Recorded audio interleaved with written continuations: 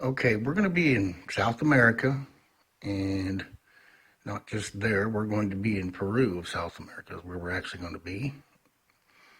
In Peru, and there's Cusco, which is the capital or the largest city in Peru, which most people have heard of the name Cusco in Peru. And I'm just giving you an orientation of where we're going to be. So there's Cusco right there on the right. We're going to be kind of northwest and west of there in a couple of locations. One place is called Ollantaytambo, and there's two locations at Ollantaytambo we're going to be going through here. And I'm going to show you another location we're not going to be doing anything at. That's where Machu Picchu is. And we're going to be west of there at another location, the third location. There's two at Ollantaytambo, and there's one to the west of Machu Picchu called Vitcos, and it's a place called White Rock. So there's two at Ollantaytambo and one at Vitcos that we're going to be looking at. And these are what they are. On the left is the two murals, is what these are, at Ollantaytambo, one on top and one on bottom on the left, and then the one on the right is Vitcos, the White Rock. These are the murals we're going to be looking at. And these murals, I say, were made by Nephilim, or giants, using wood or metal or stone dyes. And what they would do, or what he did, was he would press the dyes into the soft stone of the earth. In ancient times, the earth's stone was soft, much softer. Plus, these guys are huge, so they have a lot of power, a lot of power. So we're going to start at Ollantaytambo. There's two locations there, but we're going to start with the pressed niches. That's what I call them, these little square niches. It's at the Temple of the Condor at Ollantaytambo. And I want to look at these four niches. We'll get a couple of views of them here. There they are, kind of farther back, and the Temple of the Condor is actually kind of above us, where the actual condor is. But I want to talk about these niches and how I believe they were made. Here we're standing above them looking down. There you can see the two that were on your right. They're now right there in front. Just give you an idea. So we're going to use this picture basically to do what my demonstration shows of how these were made, how he actually made these niches, and we'll move on. Okay, what I've got here is a piece of clay. I just sliced it off of an end of a kind of a tube of clay. Can I show you? It's just a chunk of clay, okay? Put it back in the middle. And what I made was a die, and I'll show you how this was made, or maybe I have already. Just two pieces of metal, one smaller square than the other, and it's not perfect. I just happen to have these two pieces cut this size. So I drilled this one and tapped it, and so the bolt goes through a hole in the top one, just a drilled hole, and it's threaded into this bottom one. And then I ran a wing nut down between them so they stay locked together. So this is my die. This is what I'm saying he did on the picture I've shown you, or going to show you. And he probably made these out of wood, possibly wood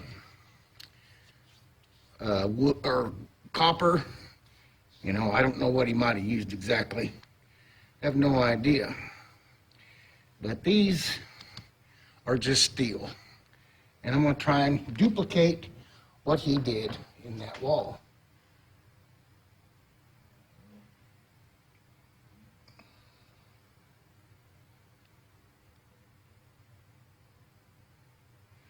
Press it in.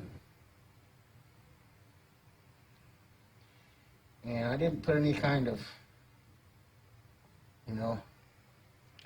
liquid on here, which I probably should have.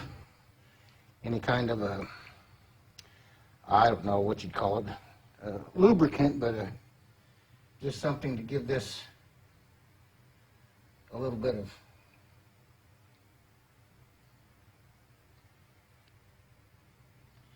ease to come back out once I pressed it in. Like I said, he probably used something to kind of lubricate it.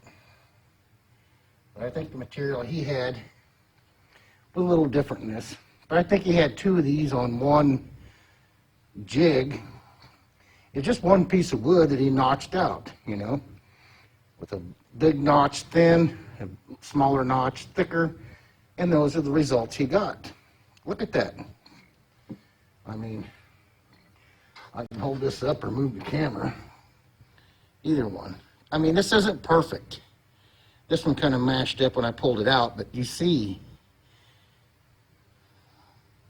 even the H blocks were probably done similar to this. That's why they're not identical. You probably made a little jig, made a couple of them, and thought, wow, I can do this or that with them, whatever they did to stack them. And it may not have been the real big guy doing some of the smaller blocks. But his die probably would have been about the size of this die in my hand for those holes you see in that wall in the picture. So anyway, I think that's how those were done. And we'll move on.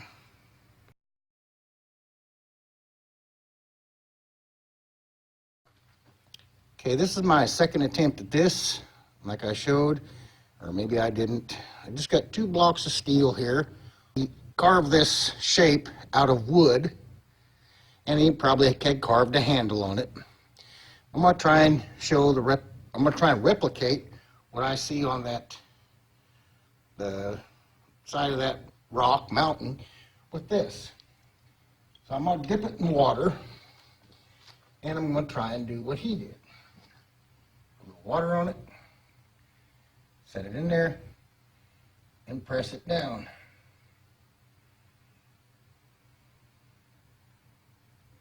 Try and bring it out. And it didn't go deep enough, so I didn't get the second impression as deep as it should be.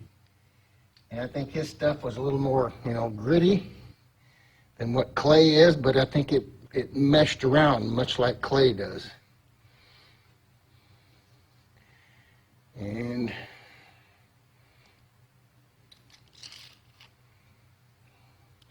you see the result, looks pretty close. I think he had 2 of these on one jig, if you will. And I'm going to wash this off a little, just like I'm starting with the second one, as if there was 2 of these formations on one jig, if you will. And I'll put the other one over here.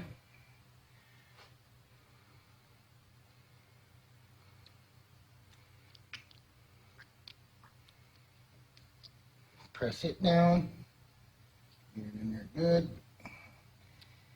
That's why I think he had 2 on one jig, because they're both the same depth. I may be different here because I'm doing them separately.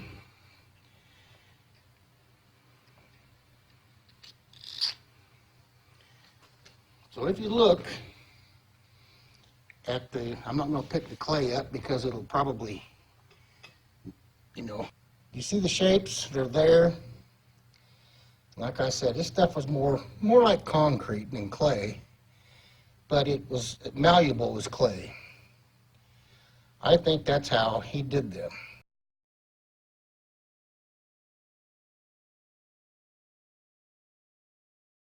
Okay, this is our second location at Ollantaytambo, and we're going to look at another mural here, which is what it is, and I'll show you some pictures of it. It's on the side of a mountain, you can see here. There's one view. Here's another view of it, what it is, and it's a mural, and it's pressed into it. Here's another view, and here's the view here we'll be using for most of this demonstration. Okay, this is the other mural at Ollantaytambo, however you want to say it. And this is the side of the face of that mountain. I'm doing downwards on it, but he did to the side, our guy. And I think he came in and had on one die, I think is how he did it. But I don't have the tools to do that. So I'm just going to use 3 or 4 dies. But I think he came in, and his first die left that lip along the bottom. And he used that, either he flattened it out, like so, to get it ready to flatten that mountainside out where it was flat. Remember, this stuff was pretty soft. So then die number 1 may have been the entire The whole thing may have been in one die, but I have to use at least 3 dies. So I'm going to start here. Basically, this is my first die. And it's going to be very hard for me to press this one in because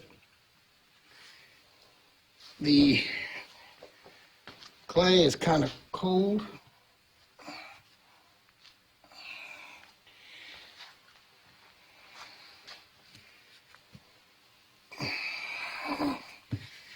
And I'm working on a kind of a higher table than I normally do. Trying to get this to where I can work it better.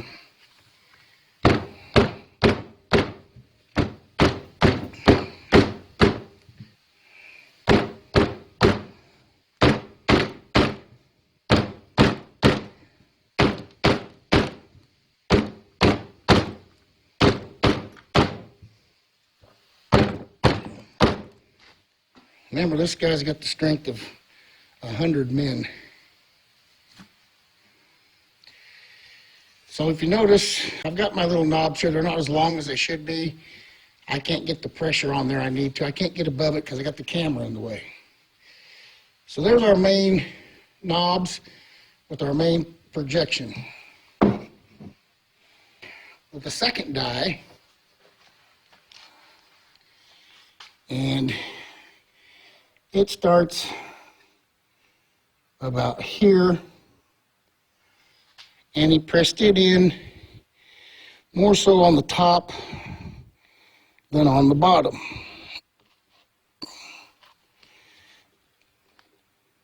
Get good depth on it, like so. Then I think he came back, like I said, that's as if this wasn't all in one die. It could have been, but I don't think so.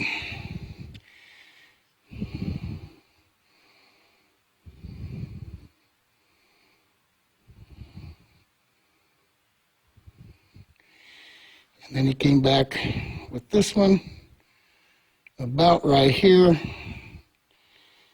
and it was pressed in like so, so deep.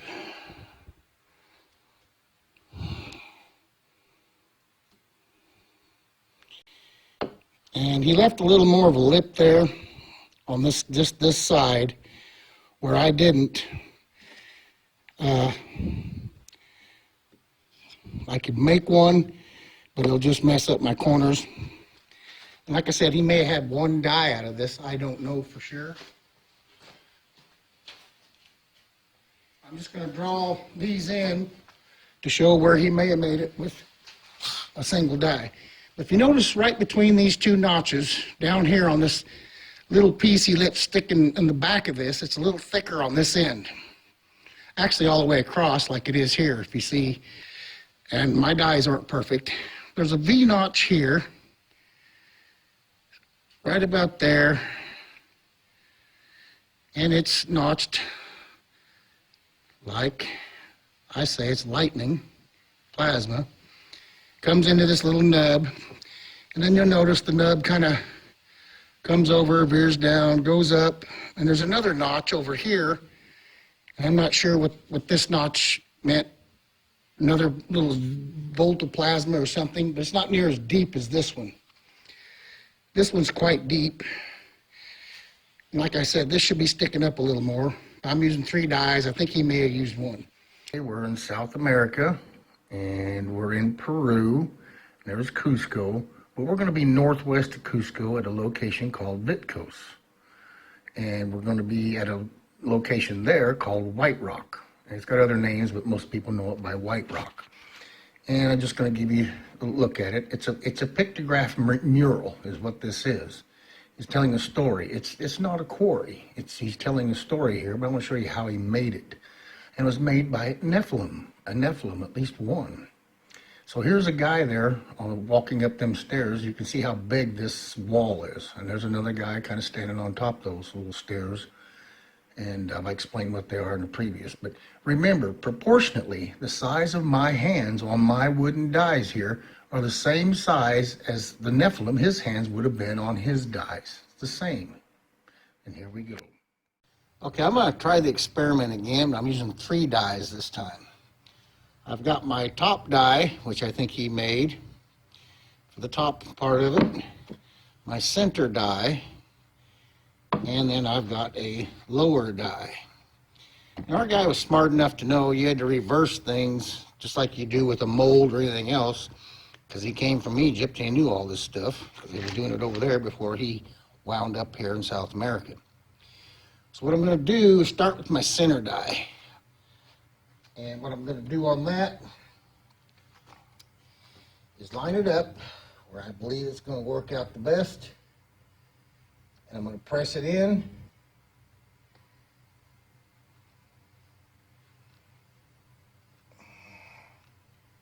And this isn't going to be perfect, but it's going to be real close.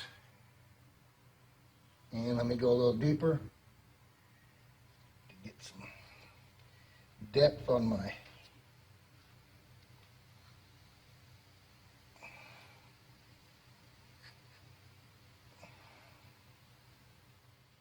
okay. I'll give you a bird's eye side view of that before I move on. That's my center dye. As you can see, the nubs are taller here. These 4 are tall, and those 3 are short, which is what he's got. And that's how I also made my dye. These 4 are deep, and these 3 are shallow. The other, and I've got a notch here on the corner, if you didn't see, like his notch. And I'll show you in a little bit.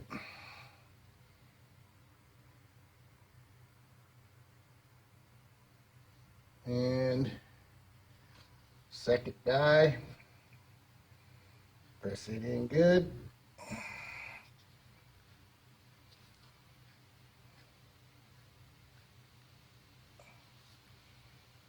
Coming up. Real quick, if you notice, I've got the little notch there. This other one has this notch coming down here. I don't have that notch coming down on this corner because I couldn't get I don't have the tools to do that. But there's the 3 upper notches lined up with this missing notch, which is a missing day, which is right through there, about what he had, if you notice. And we'll go to dye number 3.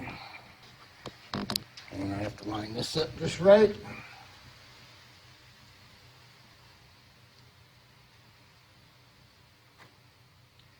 Hope it all comes out.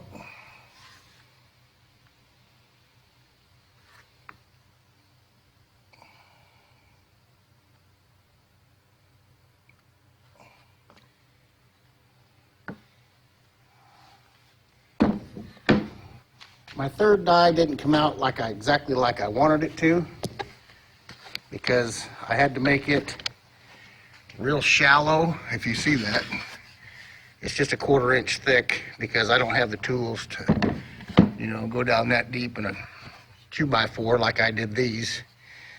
But anyway, there's the bottom. It's as close as I can get. You see the steps, and this actually, would be cut off down here somewhere, like that. Actually, I'll get a knife and cut it off, and we'll come back to that. The bottom of his is just below these steps. So I'm gonna go ahead and cut this off, right about there. I mean, I'm not exact here, just close. So that's kind of what he wound up with, if you look at the picture. And he had probably longer wood. This was pushed down, kind of veered into that. This veers down into that, and it thins out over here into that little bar. This kind of fades away, the end of this block that dye did. It didn't go out as far as I did. It did, but it wasn't quite as, I'm just trying. This is my second try. But if you look at it, let me move some of this stuff out of the way. That's basically what he did. I don't have my mountain exactly right. This should come out this way more. But you see how easily I made that. That is how he made it. And this actually kind of stopped about here and went down into that line, you know, right before this notch. And I didn't have my dies perfect. Right before this notch is where this wide band kind of sunk in and went into a little strip. But you see that. And I didn't have this notched like he does down here. But now it is kind of notched, if you can see that. Anyway, that's what I see, how he did. It's a mural, and I've told you before, or will tell you, these are the three planets that aligned above us. This is, I'm not sure what that is, but this is where they separated.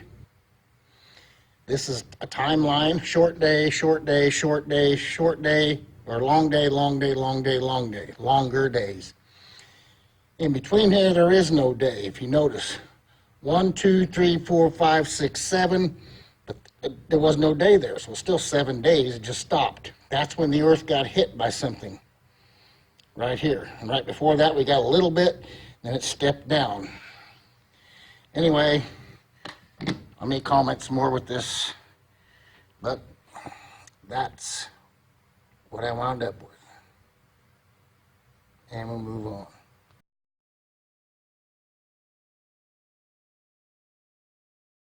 So the Nephilim were on the earth, and they left their portraits all over the planet in several places, like the Colossi of Memnon in Luxor, Egypt. There's many other statues in Egypt, but these are two of the biggest. And then this guy in South America, I think he came from Egypt, but this is what he left in Peru, in South America. On that mountain on top is where you see that face below. That mountain, that face is carved into the mountain. It's like 600 feet tall, that face just itself. They call him Viracocha or Wiracocha in their language. They were Nephilim. They were here. They left all these murals and portraits. They letting us know. And, you know, they couldn't write. They had no writing. They didn't have a language to even speak. The people back then that did what were around them said their voices were just like thunder. So this is how they spoke. They used murals and tried to explain what they went through and who they were and what they did. And that's what they are. That is the Nephilim. We are seeing the statues of self-portraits of them. They made statues and of themselves, self-portraits. So that's what they are, and that's what they did. And thanks for watching.